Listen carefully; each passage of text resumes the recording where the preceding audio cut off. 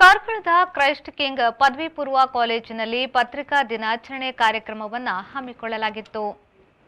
ಕಾರ್ಯಕ್ರಮದ ಮುಖ್ಯ ಅತಿಥಿಗಳಾಗಿ ಹಿರಿಯ ಪತ್ರಕರ್ತ ಹಾಗೂ ಕೃಷಿಬಿಂಬ ಪತ್ರಿಕೆಯ ಸಂಪಾದಕರಾದ ರಾಧಾಕೃಷ್ಣ ತೊಡಿಕಾನ ಅವರು ಆಗಮಿಸಿದ್ದು, ಅವರು ದೀಪ ಬೆಳಗಿಸಿ ಕಾರ್ಯಕ್ರಮಕ್ಕೆ ಚಾಲನೆಯನ್ನು ನೀಡಿದರು. ನಂತರ ಮಾತನಾಡಿದ ಅವರು, ಪತ್ರಿಕೆ ಹಾಗೂ ಸುದ್ದಿ ಮಾಧ್ಯಮಗಳಿಂದಾಗಿ ಇಂದು ಸಮಾಜದಲ್ಲಿ ಜಾಗೃತಿ ಮೂಡಲು ಸಾಧ್ಯವಾಗಿದೆ. ಪತ್ರಿಕೆಗಳು ಸಮಾಜ, ಆಡಳಿತ ವ್ಯವಸ್ಥೆ ಹಾಗೂ ಜನರ ನಡುವೆ ಕೊಂಡಿಯಾಗಿ ಕಾರ್ಯನಿರ್ವಹಿಸುತ್ತವೆ ಎಂದರು. ಭ್ರಷ್ಟಾಚಾರ ಯಾವುದೇ ಇರಲಿ, ಒಂದು ಪತ್ರಿಕೆಗೆ ಬಂದ ಕೂಡಲೇ ಅದರ ಅವೇರ್ನೆಸ್ ಆಗುವಂತ ಒಂದು ರೀತಿಯನ್ನು ನೋಡಿದಾಗ ನನಗೆ ಆಗ ಪತ್ರಿಕೆಯ ಮೇಲೆ ಇಷ್ಟೊಂದು ಪರಿಣಾಮ ಬೀರುತ್ತದೆ, ಒಂದು ಬರಹ ಅಥವಾ ಒಂದು ಆಲೋಚನೆ, ಒಂದು ಮಾಹಿತಿ ಇಷ್ಟೊಂದು ಪರಿಣಾಮ ಬೀರುತ್ತದೆ ಅಂತ ಹುಟ್ಟಿಕೊಂಡು ಆಗ ಇದನ್ನು ನಾನು ಆರಂಭ ಮಾಡಿದ್ದೇನೆಂದರೆ ಪತ್ರಿಕೆ ಸುಳ್ಯದ ಸುದ್ದಿ ಬಿಡುಗಡೆ. ಈಗ ದಿನಪತ್ರಿಕೆ ಬಂದಾಗ ದಿನಪತ್ರಿಕೆಯಲ್ಲಿ ಇರುವುದಕ್ಕಿಂತ ಮೊದಲು ಟಿವಿಯಲ್ಲಿ ಬರಲಿಕ್ಕೆ ಶುರುವಾಯಿತು. ಟಿವಿ ಬಂದಾಗ ಟಿವಿಯಲ್ಲಿ ಈಗ ಬೇರೆ ಬೇರೆ ವಿಭಾಗಗಳು, ಅಂದರೆ ನಾನು ಹೇಳುವಂಥದ್ದು ಒಂದು ಈಗಾಗಲೇ ಶ್ರವ್ಯ ಮಾಧ್ಯಮ ಅಂದರೆ ಪತ್ರಿಕೆಯಲ್ಲಿ ಬರುವಂತಹ ಮಾಹಿತಿಗಳು ಬಹಳಷ್ಟು ನಿಖರವಾಗಿರುವಂತಹ ಮಾಹಿತಿಗಳು ಹಳ್ಳಿಯ ಅಥವಾ ನಗರದ ಯಾವುದೇ ಮಾಹಿತಿಗಳಿರಲಿ, ಹಳ್ಳಿಯ ಮಾಹಿತಿಗಳಿರಲಿ, ಯಾವುದೇ ಮಾಹಿತಿಗಳು ನಮಗೆ ಒಂದು ನಿಖರವಾದ ಮಾಹಿತಿಗಳನ್ನು ಸಿಗ್ತವೆ. ಕಾರ್ಯಕ್ರಮದ ಅಧ್ಯಕ್ಷತೆಯನ್ನು ವಹಿಸಿದ್ದ ಕ್ರೈಸ್ಟ್ ಕಿಂಗ್ ಎಜುಕೇಷನಲ್ ಟ್ರಸ್ಟ್ನ ಸದಸ್ಯ ಡಾ ಪೀಟರ್ ಫೆರ್ನಾಂಡಿಸ್ ಮಾತನಾಡಿ, ಪತ್ರಿಕೆಗಳು ಹಾಗೂ ಸುದ್ದಿ ಮಾಧ್ಯಮಗಳು ಸಮಾಜದ ಮಾನಸಿಕ ಸ್ವಾಸ್ಥ್ಯ ಕಾಪಾಡುವಂತಹ ಅಮೋಘ ಕಾರ್ಯವನ್ನು ಮಾಡುತ್ತಿವೆ.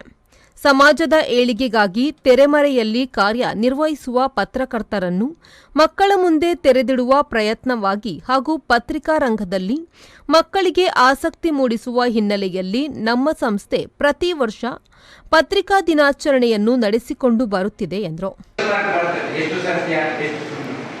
ಆದ್ರಿಂದ ಈ ಪತ್ರಿಕಾ ಮಾಧ್ಯಮದವರನ್ನ ಖಂಡಿತ ನಾವು ಗೌರವಿಸಬೇಕು. ಈಗ ನಿಮಗೆಲ್ಲ ಇದೆ, ಇವತ್ತು ಜೋರು ಮಳೆ ಬರ್ತಾ ಇದೆ ಮಧ್ಯಾಹ್ನದಲ್ಲಿ, ನಾಳೆ ಎಂತ ಅಂತ ಕತೆ ರಜೆ.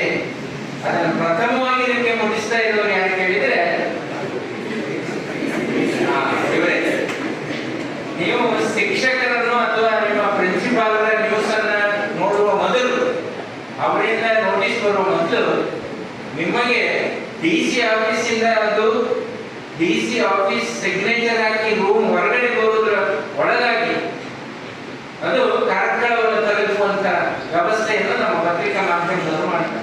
ಈ ಸಂದರ್ಭದಲ್ಲಿ ವಿ4 ನ್ಯೂಸ್ನ ಹಿರಿಯ ವರದಿಗಾರ ಹಾಗೂ ಛಾಯಾಗ್ರಾಹಕ ಕೆ ಮೊಹಮ್ಮದ್ ಖಲೀಲ್ ಅವರನ್ನು ಕ್ರೈಸ್ಟ್ ಕಿಂಗ್ ಎಜುಕೇಷನಲ್ ಟ್ರಸ್ಟ್ ವತಿಯಿಂದ ಸನ್ಮಾನಿಸಿ ಗೌರವಿಸಲಾಯಿತು. ಸನ್ಮಾನ ಸ್ವೀಕರಿಸಿದ ಮೊಹಮ್ಮದ್ ಖಲೀಲ್ ಅವರು ತಮ್ಮ ವರದಿಗಾರಿಕೆಯ ಅನುಭವವನ್ನು ಹಂಚಿಕೊಂಡರು.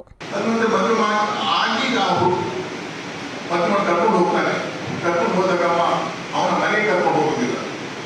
ಆತ ಆ ಮೂಗಿ ಹುಡುಗಿಗೆ ಒಂದು ತನ್ನದೇ ಆದ ಒಂದು ಹೋಟೆಲ್ಗೆ, ಯಾವುದೋ ಒಂದು ಹೋಟೆಲ್ ಕೊಡಿಸಿ ಅವಳೆಲ್ಲ ಬಂಗಾರವನ್ನು ಅಪಾಯಿಂಟ್ಮೆಂಟ್ ತೆಗಿತಾರೆ. ಆ ಹುಡುಗಿ ಏನು ವಿರೋಧಿಸುವುದಿಲ್ಲ, ಆದರೆ ಕೈಯಲ್ಲಿ ಒಂದು ಅವಳ 3 ಗ್ರಾಮಿನ ಉಂಗುರ ಇದೆ, ಅದನ್ನು ತೆಗೆಯಲಿಕ್ಕೆ ಟ್ರೈ ಮಾಡ್ತಾಳೆ. ಅವಳ ತುಂಬಾ ವಿರೋಧಿಸ್ತಾಳೆ, ತುಂಬಾ ವಿರೋಧಿಸ್ತಾಳೆ. ಇದು ನಾನು ಬಿಡಿ ಕಟ್ಟಿ ಸಂಪಾದಿಸ ಮಾಡಿದ ಒಂದು ಉಂಗಿಲ್ಲ, ಇದನ್ನು ತೆಗಿಬೇಡ ಇಲ್ಲ, ಅದನ್ನು ಒಪ್ಪುವುದೇ ಇಲ್ಲ. ಅವನು ಬೈ ಫೋರ್ಸ್ ಆಗಿ ಆ ಉಂಗಿಲವನ್ನು ತೆಗೆಯುವಾಗ ಚರ್ಮ ಮತ್ತು ಮಾಂಸದೊಟ್ಟಿಗೆ ಆ ಉಂಗಿಲವನ್ನು ಕಿತ್ತು ಬರ್ತದೆ.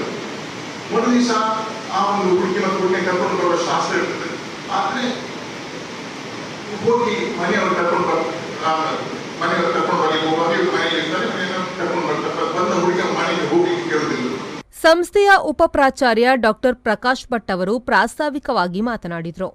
ಈ ಸಂದರ್ಭದಲ್ಲಿ ಹಾಜರಿದ್ದ ವಿವಿಧ ಪತ್ರಿಕೆಗಳ ಪತ್ರಕರ್ತರು, ವರದಿಗಾರರು, ಛಾಯಾಗ್ರಾಹಕರನ್ನು ನೆನಪಿನ ಕಾಣಿಕೆಯನ್ನು ನೀಡಿ ಗೌರವಿಸಲಾಯಿತು. ಸಂಸ್ಥೆಯ ಪ್ರೌಢಶಾಲಾ ಮುಖ್ಯ ಶಿಕ್ಷಕ ಡೊಮಿನಿಕ್ ಅಂದ್ರಾದೆ, ಪ್ರಾಥಮಿಕ ಶಾಲಾ ಮುಖ್ಯ ಶಿಕ್ಷಕ ಕಿಶೋರ್ ರುಡಾಲ್ಫ್ ಲೋಬೋ, ಆಡಳಿತಾಧಿಕಾರಿ ವಿನಯ್ ಕುಮಾರ್ ಮುಂತಾದವರು ವೇದಿಕೆಯಲ್ಲಿ ಉಪಸ್ಥಿತರಿದ್ದರು.